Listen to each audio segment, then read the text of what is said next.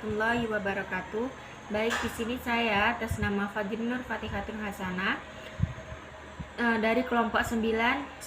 Di sini saya akan memaparkan materi kami yang berjudul Hasan Hanafi. Biografi Hasan Hanafi. Hasan Hanafi adalah seorang teolog dan filosof Mesir.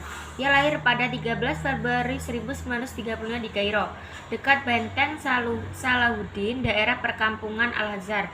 Di masa kecilnya ia berhadapan dengan kenyataan-kenyataan hidup di bawah penjajahan dan dominasi pengaruh bangsa asing.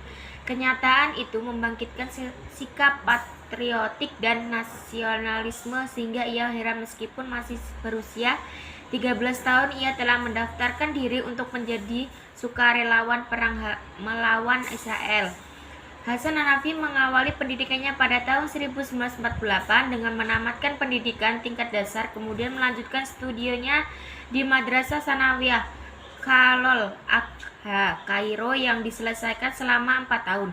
Selama di Sanawiyah ini, Hasan Hanafi sudah mulai aktif mengikuti diskusi-diskusi kelompok Al-Ikhwan Al-Muslimin ketika masih duduk di bangku SMA. Tepatnya pada tahun 1952, Hasan Hanafi bersama-sama dengan para mahasiswa untuk mengabdikan diri guna membantu gerakan pemberontakan melawan Inggris di terusan Suez serta revolusi Mesir pada tahun 1952.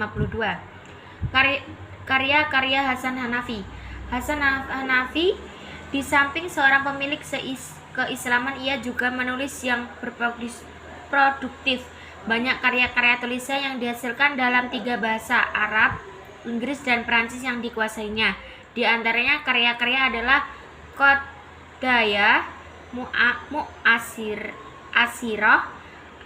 1976 sampai 1977, Religious Dialogue and Revolution, Essays on Judaism, Christianity and Islam 1977, Al-Din wa Al-Thusurah 1952 sampai 1981, Di Saat Islamiyah 1981, Di Sarar Al-Fasiyah 1988, dan Al-Qidiyah ila Al-Thurah Muhawiliyah I'adah Bina Ilmi Ushul Al-Din 1988, Muqaddimah fil Ilmi Istiqrab 1991, dan lain-lain. Baiklah, saya Neta Mulyani akan menjelaskan tentang pemikiran Hasan Hanafi. Pemikiran Hasan Hanafi terdiri dari beberapa, yaitu yang pertama, logika pembaharuan bahasa. Yang kedua yaitu turas dan tajdid serta penyatuan ilmu-ilmu.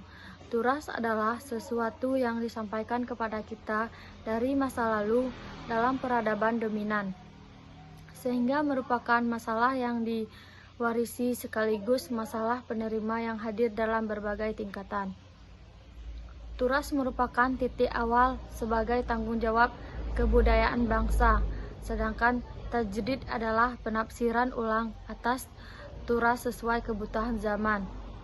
Karena yang lama mendahului yang baru, turas adalah pranata, sedangkan tajdid adalah tujuan. Yang ketiga, ciri Islam. Demikian kuat keyakinan Hanafi akan pentingnya orientasi keislaman sebagai ideologi populis. Ia mencetuskan gagasan kiri Islam, al-Yasar al-Islam, al-Islami left.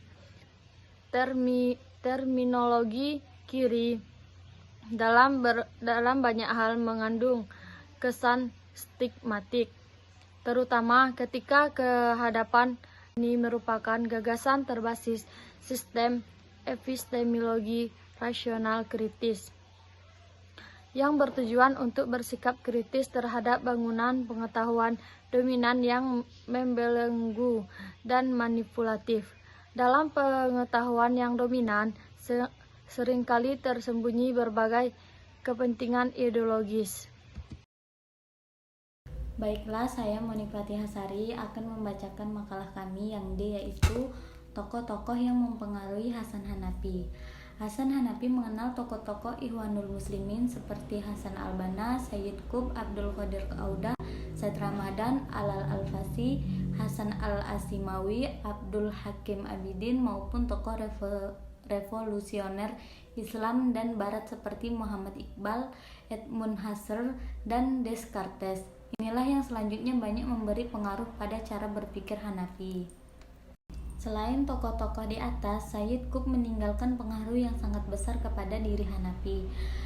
Hal ini terbukti dari pernyataannya, "Jikalau Sayyid Qutb masih hidup waktu itu, saya pasti akan menjadi murid terbaiknya. Dan jika dakwah Ikhwanul Muslimin berlanjut, niscaya saya akan menjadi pemikir dan konseptornya." Mungkin hanya itu yang dapat saya sampaikan. Jika ada kurangnya mohon maaf. Wassalamualaikum warahmatullahi wabarakatuh.